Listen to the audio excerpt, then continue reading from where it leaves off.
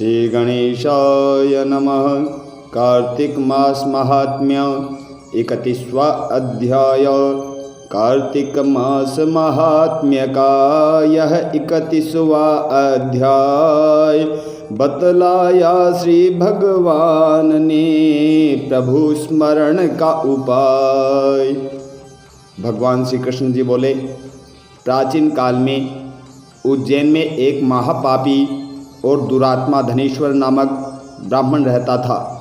वह रस, चमड़ा और कंबल आदि का व्यापार करता था। वह वेश्यागामी और मद्यपान आदि बुरे कर्म करता था। चूँकि वह रात दिन पाप में रत रहता था, इसलिए वह व्यापार में नगर नगर घूमता रहता था। एक दिन महिषमतीपुरी जो राजा महिष ने बसाई थी, इसलिए वह राजा के नाम से ही विख्यात थी। उस नगरी के पास ही पाप नाशनी पुण्यकारिणी भगवती नर्मदा बहती थी। उस नदी के किनारे देश देशांतर से आए यात्री कार्तिक व्रत करने को कुछ दिन के लिए ठहरा करते थे। उन कार्तिक व्रत करने वाले प्राणियों को वहाँ ठहरा हुआ देखकर वह दुष्ट धनेश्वर भी इधर उधर घूमता हुआ 1 मास के लिए वहाँ रुक गया। अपने माल को बेचता हुआ वह नर्मदा नदी के तट पर घूमता हुआ ब्राह्मणों को देव पूजा में रत देखता था। वह देखता है कि कोई तो ग्रंथ पढ़ रहा है, कोई सुन रहा है, कोई भगवत कीर्तन कर रहा है, कोई भजन सुन रहा है, कोई ध्यान में लीन है, कोई तुलसी की माला धारण किए हैं। बस इसी तरह वह भगवत भक्तों के बीच में रहा और वैष्णवों के दर्शन करता रहा, उनको स्पर्श करता रहा, उनसे वार्तालाप करता रहा। वह कार्तिक के व्रत की उद्यापन विधि तथा जागरण को भी देखता रहा। उसने पूर्णिमा के व्रत को भी देखा। व्रती ब्राह्मणों तथा गौओं को भोजन करा रहे हैं, उनको दक्षिणा आदि भी दे रहे हैं। उसने नित्य प्रति भगवान शंकर की प्रसन्नता के लिए होती दीपमाला भी देखी। त्रिपुर नामक राक्षस के 3 पुरों को शंकर जी ने इसी तिथि को जलाया था, इसलिए शिव जी के भक्त इस तिथि को दीप उत्सव मनाते हैं। जो मनुष्य मुझ में और शंकर जी में अंतर मानता है, उनकी सारी क्रियाएं निष्फल हो जाती है। धनेश्वर वहाँ की पूजा विधि देखता हुआ इधर उधर घूम रहा था कि उसे काले सर्प ने डस लिया और वह भूमि पर गिर पड़ा। उसकी यह दशा देखकर वहाँ के दयालु भक्तों ने उसे चारों ओर से घेर लिया और उसके मुँह में तुलसी दल मिश्रित जल के छींटे देने लगे। और जब उसके प्राण निकले तो यम के दूत उसे बांधकर कोड़ों से मारते हुए यमपुरी को ले गए। उसे देख चित्रगुप्त ने यम से कहा, इसने बाल्यकाल से लेकर आज तक बुरे कर्म ही किए हैं। इसके जीवन में पुण्य तो लेश मात्र भी दिखाई नहीं देता। यदि मैं पूरा 1 वर्ष आपको सुनाता रहूं तो इसके पापों की सूची समाप्त नहीं होगी। यह महापापी है, अतः इसको 1 कल्प तक घोर नरक में डालना चाहिए। चित्रगुप्त की बात सुनकर यमराज ने बड़े क्रोध में आकर उसे अपना कालनेमी के समान भयंकर रूप दिखाते हुए अपने अनुचरों को आज्ञा देकर कहा, हे प्रेत सेनापतियों, इस दुष्ट को मुद्गरों से मारते हुए कुंभिपाक नरक में डाल दो। सेनापतियों ने मुद्गरों से उसका सिर फोड़ते हुए कुंभिपाक नरक में ले जाकर खोलते हुए तेल के कड़ाहे में डाल दिया। प्रेत सेनापतियों ने उसे ज्यों ही तेल के कड़ाहे में फेंका, त्यों ही लपलपाती हुई आग अपने आप ठंडी हो गई। जिस प्रकार प्रहलाद को अग्नि में डालने से वह ठंडी हो गई थी, यह विचित्र घटना देखकर प्रेत सेनापतियों ने यमराज के पास जाकर सब हाल कहा। यमराज भी आश्चर्यचकित हो गया। धनेश्वर को अपने पास बुलाकर स्थिति पर विचार करने लगे। इसी समय नारायण नारायण का कीर्तन करते हुए देव ऋषि नारद जी वहाँ आ पहुँचे और यमराज से कहने लगे, हे यमराज, यह ब्राह्मण नरक में डालने योग्य नहीं है, क्योंकि इसने अंत समय में कुछ शुभ कर्म किए हैं जो कि नरक यातना को नष्ट करने वाले हैं। जो लोग भगवत भक्त का दर्शन करते हैं, उनसे वार्तालाप करते हैं, उनका स्पर्श करते हैं, उन्होंने चाहे कोई पुण्य कर्म न किया हो, सहज में ही स्वर्ग के अधिकारी हो जाते हैं। अतः धनेश्वर भी पुण्यात्माओं के संग व स्पर्श से स्वर्ग का अधिकारी हो गया है। अतः यह पुण्यात्मा है, इसे यक्ष योनि में डाल दो और इसे केवल पाप भोग करने वाले नरक दिखा दो। भगवान श्री कृष्ण ने कहा, जब नारद जी ऐसा कहकर चले गए तो धनेश्वर को पुण्यात्मा समझते हुए यमराज ने दूतों को उसे नरक दिखाने की आज्ञा दी। बोलो विष्णु भगवान की जय। श्री गणेशाय नमः। कार्तिक महात्म्य 32वां अध्याय। मुझे सहारा है तेरा, सब जग के पालनहार। कार्तिक मास के महात्म्य का 32वां है विस्तार।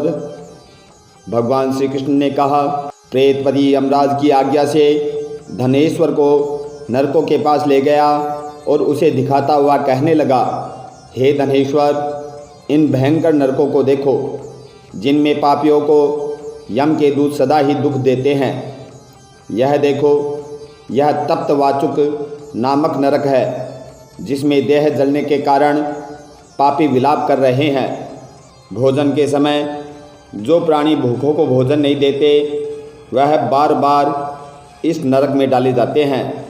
वह मनुष्य जो गुरु, अग्नि, ब्राह्मण, गौ, वेद और राजा इनको लात मारते हैं, वह भयंकर नरक अतिशय पापों के करने पर मिलते हैं।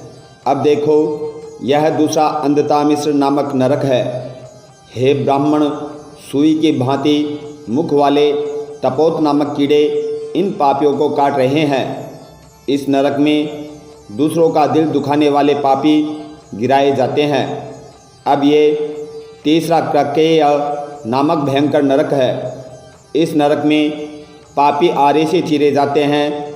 यह नरक भी असीमत्र वर्ण आदि भेदों से 6 प्रकार का है। इसमें स्त्री तथा पुत्रों में वियोग कराने वाले प्राणियों को कढ़ाई में पकाया जाता है। 2 प्रियजनों का विद्रोह कराने वाले मनुष्य भी असीमत्र नामक नरक में तलवार की धार से काटे जाते हैं और कुछ भेड़ियों के डर से भाग जाते हैं। अब तुम यह चौथा नरक देखो, इसका नाम अर्गल है। इसमें पापी लोग तरह तरह से चिल्लाते हुए इधर उधर भागते रहते हैं। यह नरक वध आदि भेदों से 6 प्रकार के हैं। यह देखो, यह कूट सालमली नामक 5वां नरक है, जिसमें अंगारों की भांति कष्ट देने वाले बड़े बड़े कांटे लग रहे हैं। यह भी यातना आदि के भेदों से 6 प्रकार का है। पर स्त्री गमन करने वाले प्राणी इस नरक में डाले जाते हैं। देखो, यह उल्वण नामक 6ठा नरक है, जिसमें सिर नीचे करके पापियों को लटकाया जाता है। जो लोग भक्षा भक्ष्य का विचार नहीं करते, दूसरों की निंदा और चुगली करते हैं, उनको इस नरक में डाला जाता है। देख लो कि ये लोग किस तरह से चिल्ला रहे हैं। दुर्गंध भेद से यह नरक भी 6 प्रकार का है। यह देखो, 7वां कुंभिपाक नामक नरक है। यह बहुत ही भयंकर है। हे ब्राह्मण, यह भी 6 प्रकार का है। इसमें महापात के लोगों को पकाया जाता है। इस नरक में हजारों वर्ष तक यातना भोगनी पड़ती है। यही रौरव नरक है। इच्छा रहित जो पाप किए जाते हैं वह सुखे, और इच्छापूर्ण जो पाप किए जाते हैं वह पाप आर्द्र कहलाते हैं। इस प्रकार शुष्क या आर्द्र भेदों से यह पाप 2 प्रकार के होते हैं। इनके अतिरिक्त और भी पृथक पृथक 84 प्रकार के पाप हैं। अपकीर्ण, पाडाकतेय, मलिनीकर्ण, जाति भ्रंशकर्ण, उपाय, अतिपाप, महापाप, यह 7 प्रकार के पातक हैं। जो जीव जैसा कर्म करता है वह इन 7 नरकों में अपने पाप कर्मों के अनुसार पकाए जाते हैं।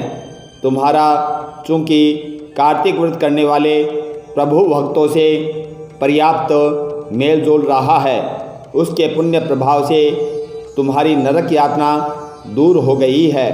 भगवान श्री कृष्ण ने कहा, इस प्रकार प्रेतपति ने धनेश्वर को सब प्रकार के नरक दिखाने के बाद यक्षलोक में ले जाकर उसे वहाँ का राजा बना दिया। वहाँ पर उसका नाम धन यक्ष हुआ और वह कुबेर जी का सेवक बन गया। बाद में महर्षि विश्वामित्र ने उसके नाम पर तीर्थ बनाया था। हे राजन, कार्तिक मास का व्रत महाफल का दाता है। इसके बराबर कोई दूसरा पुण्य कर्म नहीं है। जो कोई यह व्रत करता है तथा व्रत करने वाले का दर्शन करता है उसे मुक्ति मिलती है। बोलो विष्णु भगवान की जय। श्री गणेशाय नमः। कार्तिक महात्म्य 33वां अध्याय। दया दृष्टि कर हृदय में भाव भक्ति उपजाओ। 33वां अध्याय लिखूं कृपा दृष्टि बरसाओ। सूत जी ने कहा, इतनी कथा सत्यभामा को सुनाकर भगवान श्री कृष्णचंद्र संध्या करने को महल में चले गए। यह कार्तिक मास का व्रत भगवान विष्णु को अति प्रिय है तथा भक्ति को प्रदान करने वाला है। रात्रि जागरण, प्रातः काल का स्नान, तुलसी वट सिंचन, उद्यापन और दीपदान, यह 5 कर्म भगवान विष्णु को प्रसन्न करने वाले हैं, इसलिए इनका पालन अवश्य करना चाहिए। ऋषियों ने कहा, भगवान विष्णु का प्रिय, अधिक फल का देने वाला, शरीर के रोम रोम को प्रसन्न करने वाला जो कार्तिक महात्म्य आपने कहा है, यह मोक्ष की चाहना करने वालों का, भोग के इच्छुक मनुष्यों को यह व्रत अवश्यमेव करना चाहिए। किंतु हम एक बात आपसे पूछना चाहते हैं। अधिक फल देने वाला, शरीर के रोम रोम को प्रसन्न करने वाला जो कार्तिक महात्म्य आपने कहा है, यह मोक्ष की चाहना करने वाले या भोग के इच्छुक मनुष्यों को यह व्रत अवश्यमेव करना चाहिए। किंतु हम एक बात आपसे पूछना चाहते हैं, वह यह है कि यदि कार्तिक मास का व्रत करने वाला किसी संकट में फंस जाए, या वह जंगल में हो अथवा वह किसी रोग से ग्रस्त हो जाए, तो फिर वह कार्तिक मास व्रत को किस प्रकार करे, क्योंकि यह विष्णु जी का अतिशय प्रिय तथा मुक्ति भक्ति प्रदान करने वाला व्रत किसी तरह भी नहीं छोड़ना चाहिए। श्री सूत जी ने उत्तर दिया, यदि कार्तिक व्रती किसी संकट में फंस जाए तो वीरता के साथ शंकर जी तथा भगवान विष्णु के मंदिर जो पास हो उसमें जाकर रात्रि जागरण करें। अगर घना जंगल हो तो फिर पीपल के पेड़ के नीचे अथवा तुलसी के वन में जाकर जागरण करें। भगवान विष्णु जी की मूर्ति के सन्मुख बैठकर विष्णु जी का कीर्तन करें। ऐसा करने से 1000 गौओं के दान के बराबर फल मिलता है। जो मनुष्य विष्णु जी के कीर्तन में बाजा बजाता है, उसे वाजपेयी यज्ञ के बराबर फल मिलता है। और हरि कीर्तन में नृत्य करने वाले प्राणियों को समस्त तीर्थों में स्नान करने का फल मिलता है। किसी संकट के समय या रोगी हो जाने और जल न मिलने के कारण केवल भगवान विष्णु के नाम मात्र से ही मार्जन कर ले। यदि उद्यापन न कर सके तो व्रत की पूर्ति के लिए केवल ब्राह्मणों के प्रसन्न होने से विष्णु जी प्रसन्न रहते हैं। यदि आप दीपदान न कर सके तो दूसरे की दीप की वायु आदि से भली भांति रक्षा करें। और यदि तुलसी का पौधा पास न हो तो वैष्णव ब्राह्मण की ही पूजा कर लें, क्योंकि भगवान सदा अपने भक्तों के पास रहते हैं। इन सब के न होने पर व्रती मनुष्य ब्राह्मण, गौ, पीपल और वट वृक्ष की श्रद्धा से सेवा करे। शौनकादि ऋषियों ने कहा, आपने गौ, ब्राह्मण, पीपल और वट वृक्ष को बतलाया है, और सभी वृक्षों में पीपल वृक्ष और वट वृक्ष श्रेष्ठ क्यों कहे गए हैं? श्री सूत जी ने कहा, पीपल का पेड़ साक्षात विष्णु भगवान है और वट वृक्ष साक्षात शंकर है और पलाश का पेड़ साक्षात ब्रह्मा है। इन वृक्षों की पूजा, सेवा तथा दर्शन से सब पापों का नाश होता है। ऋषियों ने कहा, हे प्रभु, हम लोगों को इसमें शंका है कि ब्रह्मा, विष्णु और शंकर वृक्ष रूप क्यों हुए? आप कृपा करके हमें बतलाइए। श्री सूत जी ने कहा, प्राचीन काल में भगवान शंकर और पार्वती जी विहार कर रहे थे। उस समय उनके विहार में विघ्न डालने के विचार से ब्राह्मण का रूप धारण करके अग्निदेव वहाँ पर पहुँच गए। विहार के आनंद के वशीभूत हो जाने के कारण क्रोध में भरकर श्री पार्वती जी ने समस्त देवताओं को शाप दे डाला। पार्वती जी बोली, हे देवताओं, विषय सुख को कीट पतंगे भी जानते हैं। आप लोगों ने देवता होकर भी उसमें विघ्न डाला है, इसलिए आप सब लोग वृक्ष हो जाओ। सूत जी ने कहा, इस प्रकार क्रोधित पार्वती जी के हिसाब से सब देवता वृक्ष हो गए। इसी कारण भगवान विष्णु तथा शंकर जी दोनों पीपल और वट वृक्ष हो गए। इसी कारण भगवान विष्णु का शनिदेव के साथ योग होने के कारण केवल शनिवार को ही पीपल का स्पर्श करना चाहिए, अन्य किसी दिन नहीं करना चाहिए। बोलो विष्णु भगवान की जय। श्री गणेशाय नमः। कार्तिक महात्म्य 34वां अध्याय। सूत जी ने ऋषियों से कहा प्रसंग बखान, 34वें अध्याय पर दया करो भगवान। हे सूत जी, यह पीपल का पेड़ शनिवार के अतिरिक्त सप्ताह के बाकी दिनों में क्यों नहीं पूजा जाता? सूत जी ने कहा, समुद्र का मंथन करने से जो रत्न देवताओं को मिले उनमें से देवताओं ने लक्ष्मी और कौस्तुभ मणि भगवान विष्णु को दे दी थी।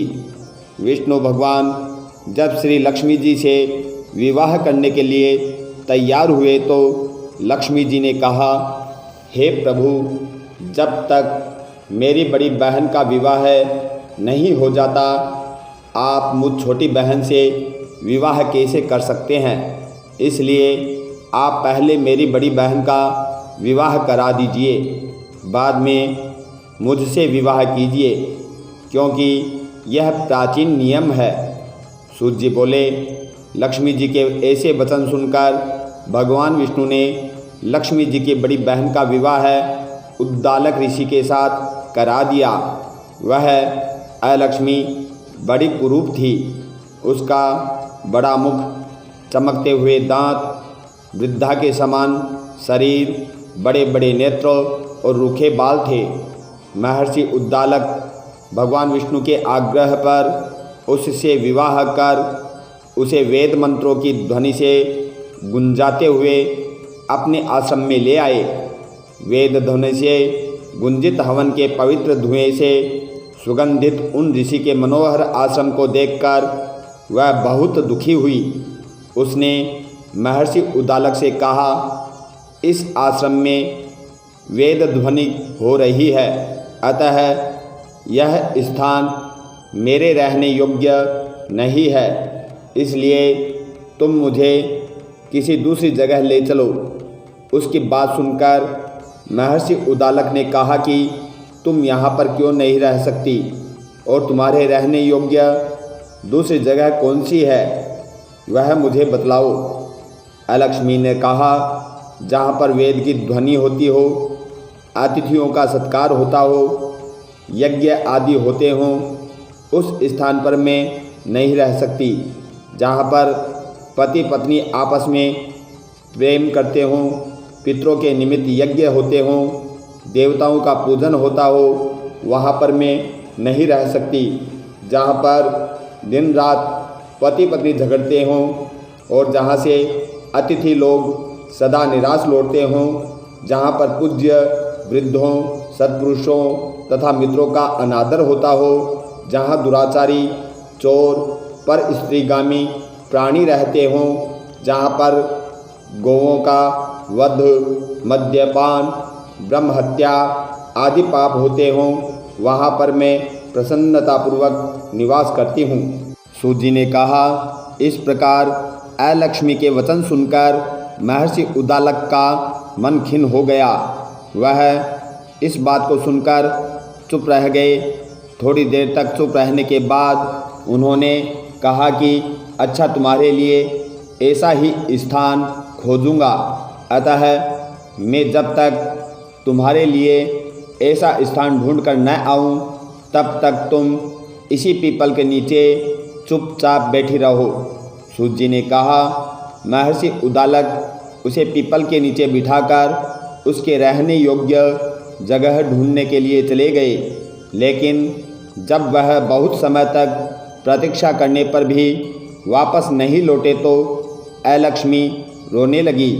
उसका बुरी तरह से रोना जब लक्ष्मी जी ने वैकुंठ में सुना तो वह व्याकुल हो गई। उन्होंने दुखी होकर भगवान विष्णु से कहा, हे प्रभु, मेरी बड़ी बहन अलक्ष्मी पति के त्याग देने से अत्यंत दुखी हो गई है।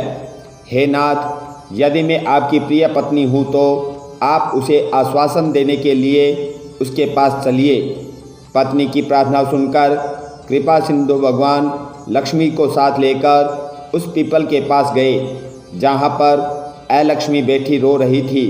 उसको आश्वासन देते हुए भगवान विष्णु ने कहा, हे अलक्ष्मी, इसी पीपल की जड़ में तुम सदा के लिए निवास करो, क्योंकि मेरे ही अंश से इसकी उत्पत्ति हुई है और इसमें मेरा ही निवास रहता है। प्रतिवर्ष गृहस्थ लोग तुम्हारा पूजन करेंगे और उन्हीं के घर में तुम्हारी छोटी बहन निवास करेगी। स्त्रियों को विविध प्रकार के उपहारों से तुम्हारी पूजा करनी चाहिए। मनुष्यों को चाहिए कि वह पुष्प, धूप, दीप, गंध आदि से तुम्हारी पूजा करे, तभी लक्ष्मी जी की उन पर प्रसन्नता होगी। सूत जी ने कहा, भगवान श्री कृष्ण सत्यभामा तथा पृथु और नारद का संवाद तुमको सुना दिया है, जिसके सुनने से ही मनुष्य के सब पाप नष्ट हो जाते हैं और उसे वैकुंठ की प्राप्ति होती है। अब तुमको जो कुछ पूछना हो पूछ सकते हो, उसे मैं विस्तार से कहूँगा। सूत जी की बात सुनकर शौनकादि ऋषि महर्षि थोड़ी देर तक प्रसन्न चित्त से वहाँ बैठे रहे। बाद में वह श्री बद्रीनारायण जी के दर्शन को चले गए। जो प्राणी इस कथा को सुनता है और दूसरों को सुनाता है, वह इस संसार के संपूर्ण सुखों को प्राप्त करता है। बोलो विष्णु भगवान की जय। श्री गणेशाय नमः। 35वां अध्याय। अनुपम कथा कार्तिक होती है संपन्न, इसको पढ़ने से श्री हरि होते हैं प्रसन्न। इतनी कथा सुनकर ऋषिवर कहने लगे कि हे सूत जी, अब हम आपसे तुलसी के विवाह की विधि पूछना चाहते हैं, सो कृपा करके वर्णन कीजिए। ऋषिवरों का यह वाक्य सुनकर आनंद में मग्न हुए श्री सूत जी कहने लगे कि हे मुनीश्वरों, अब मैं आपके सामने तुलसी जी के विवाह की विधि का वर्णन करता हूँ, इसलिए आप सावधान होकर सुनने का कष्ट करें। जब सूर्य नारायण उत्तरायण हो, गुरु शुक्र का उदय हो, विवाह के नक्षत्र हो और विशेषकर पूर्णिमा हो अथवा कार्तिक का महीना व भीष्म पंचक हो, तब तुलसी वन में व अपने घर में सुंदर मंडप और उत्तम हवन कुंड के सहित मनोहर वेदी की रचना करता हुआ ऋत्विज ब्राह्मणों को जो विद्वान और राग द्वेष आदि से रहित हों, उन्हें निमंत्रित करें और गृह यज्ञ आरंभ करता हुआ मातृकाओं की पूजा करें।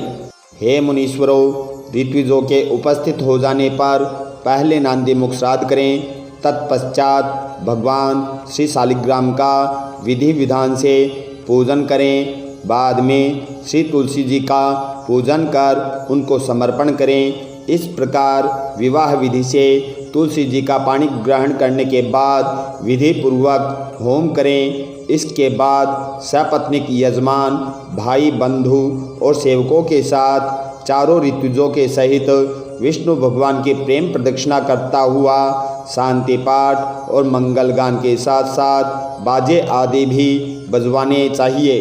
हे मुनीश्वरों, ऐसा हो जाने के बाद यजमान को गौ दान और सैया दान करना चाहिए। ऋत्विजों को दक्षिणा देकर विप्र भोज और जाति भोज करना चाहिए। यह सुनकर सूत जी कहने लगे, हे मुनीश्वरों, इस प्रकार जो मनुष्य श्रद्धा भक्ति युक्त होकर सत्य, शांति और संतोष को धारण करता है, विष्णु भगवान को तुलसी दल समर्पण करता है, वह समस्त पापों से रहित होकर संसार के सुखों को प्राप्त करता है, अंत में विष्णु लोक को प्राप्त होता है। इसमें कुछ भी संशय नहीं है। हे मुनीश्वरों, जिस प्रकार से तुलसी जी के विवाह की विधि बताई गई है, उसी प्रकार आंवला, समी और पीपल के विवाह की विधि समझनी चाहिए। बोलो विष्णु भगवान की जय।